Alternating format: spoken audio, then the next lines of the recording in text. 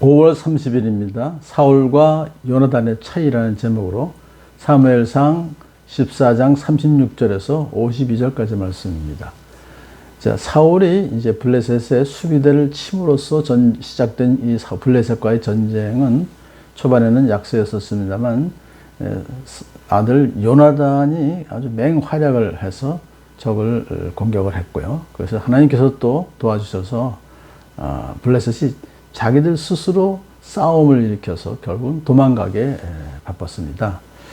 그러자 사울이 블레셋 군대를 추격해서 그들을 약탈하고 모조리 죽이자라고 제안합니다. 밤새도록 그렇게 하자는 거예요. 백성들은 좋다고 대답했습니다. 그러나 제사장 아히야가 사울에게 아닙니다. 우리가 먼저 하나님께 나아가 물어봐야 됩니다라고 말했어요.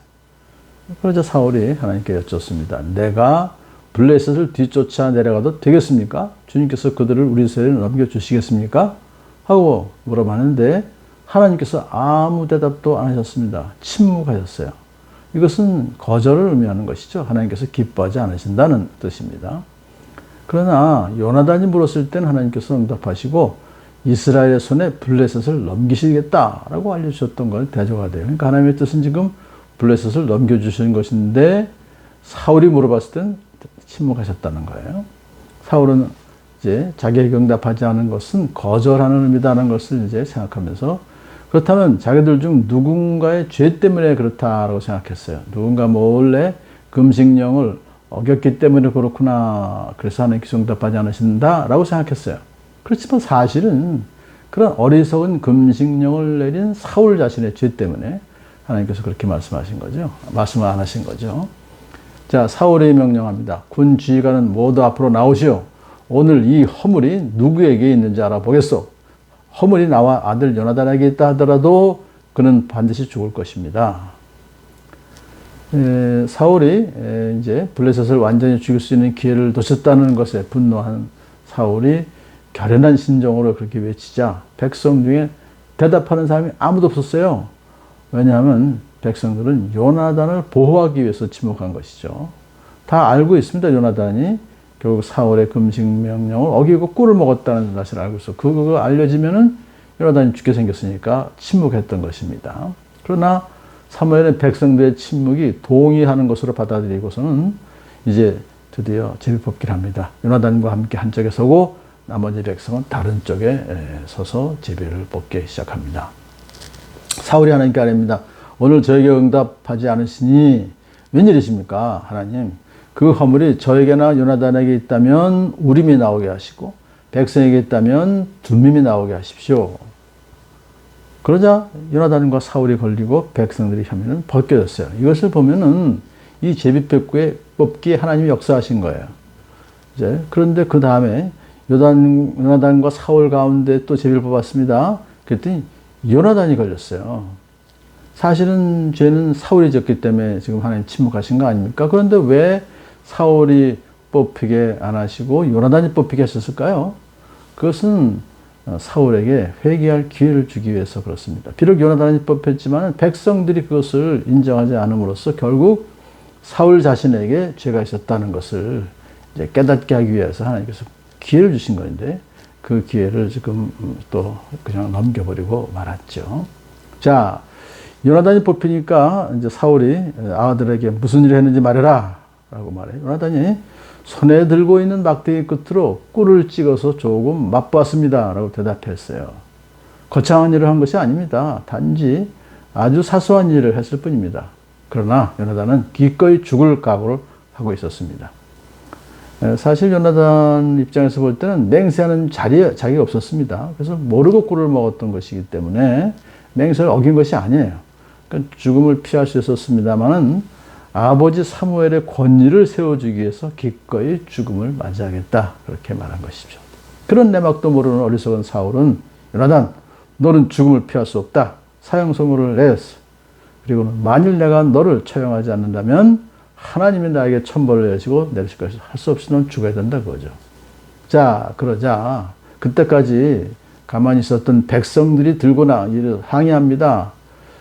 우리에게 큰 승리를 안겨준 요나단을 죽여서는 안 됩니다. 그의 머리 털 하나도 땅에 떨어져서는 안 됩니다. 완전히 완강하게 그들이 저항하는 것입니다. 그는 오늘 하나님과 함께 이 일을 이루어 놓은 사람이기 때문입니다. 이 일을 아주 하나님이 함께 하셨다. 라고 아주 적극적으로 구명운동을 합니다.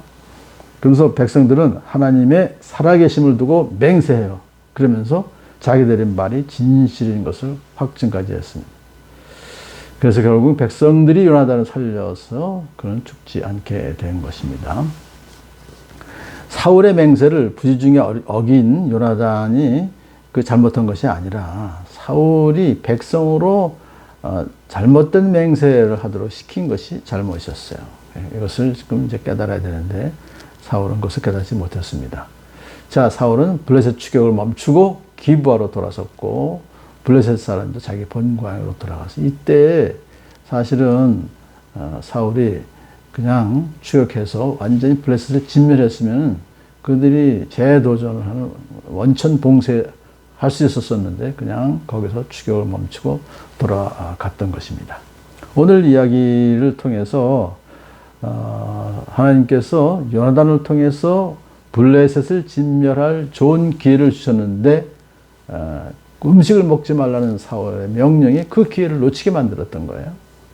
이 사건을 통해서 요나단은 블레셋을 홀로 기습 공격하는 용맹성을 보여주었고 나중에 꿀을 먹은 다음에 이제 그 소식을 듣고 음식을 먹었어야 했는 꿀을 먹으니까 눈이 번쩍 뜨고 힘이 났잖아요. 그랬었으면 아주 블레셋을 완전히 섬멸할 수 있었는데는 그렇게 제대로 말하는 통찰력도 용기도 있었고 또 아버지 사울 왕을 위해서 부당하지만 기꺼이 죽음을 맞이하겠다는 효성도 보여주었습니다.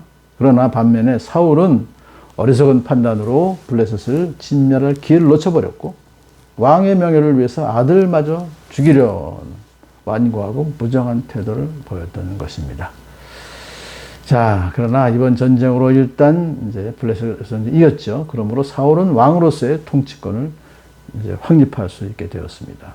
사울은 왕권을 얻은 다음에 다음부터 사방의 원수들과 싸웠죠. 뭐 앞뒤 좌우 사방 모압, 암몬, 에돔, 소바, 블레셋과 맞서 싸웠는데 어느 쪽으로 가서 싸우든지 늘 이겼어요.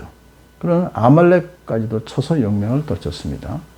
그렇게 그는 침략자들에게서 이스라엘을 건져냄으로써 초대 왕으로서의 그 직분을 잘 감당할 수 있었어요. 그러나 그렇게 사울이 할 수 있었던 그 근거는 그의 믿음 때문이 아니라 하나님의 은혜 때문에 그가 그를 승리하게 하셨어요. 왜냐하면 하나님께서 이스라엘과 맺은 언약에 성실하게 지키시기 위해서 당신의 백성들을 보호하시고 그리고 승리하게 해 주셨던 것입니다.